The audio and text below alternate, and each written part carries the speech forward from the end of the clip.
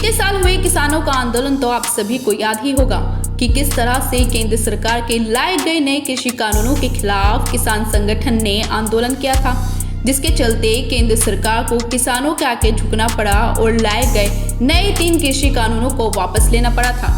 लेकिन अब एक बार फिर ऐसा लग रहा है कि दिल्ली में किसान आंदोलन की आहट गूंज रही है। जी हां, संयुक्त किसान मोर्चा ने सोमवार को जंतर मंतर पर महापंचायत करने का ऐलान किया है। हालांकि दिल्ली पुलिस ने किसानों को जंतर मंतर पर महापंचायत करने की अनुमति नहीं दी, लेकिन इसके बावजूद किसान संगठन इसके आयोजन पर अड़े हुए हैं। ऐसे में दिल्ली पुलिस के अधिकारियों ने जानकारी देते हुए बताया कि किसानों ने महापंचायत के लिए अनुमति मांगी थी, लेकिन नई दिल्ली जिला पुलिस ने जंतर मंतर पर महापंचायत करने की अनुमति नहीं दी।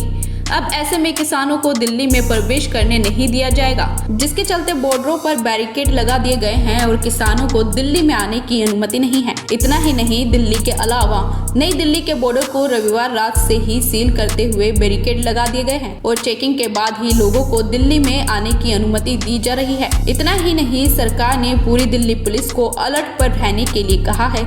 हालांकि पुलिस अधिकारियों ने ये भी बताया कि जो किसान नई दिल्ली में आ चुके हैं वो जंतर मंतर पर जा सकते हैं, जिसके बाद दिल्ली पुलिस किसानों के रुख को देखते हुए ही अपने आगे की रणनीति तैयार करेगी। बता दें कि किसानों ने ये महापंचायत कई मुद्दों के चलते बुलाई है, जिसमें उत्तर प्रदेश के लखीमपुर खीरी के टुकनिया कांड के पीड़ित किसान परिवारों को न्याय दिलाना, जेलों में बंद किसानों की रिहाई कराना, कांड को लेकर केंद्रीय मंत्री अजय मिश्रा टेनी की गिरफ्तारी की मांग जैसे मुद्दे महापंचायत के मुद्दों में शामिल है। हालांकि टिकुनिया कांड का मुख्य आरोपी टेनी का बेटा आशीष मिश्रा अभी जेल में बंद है।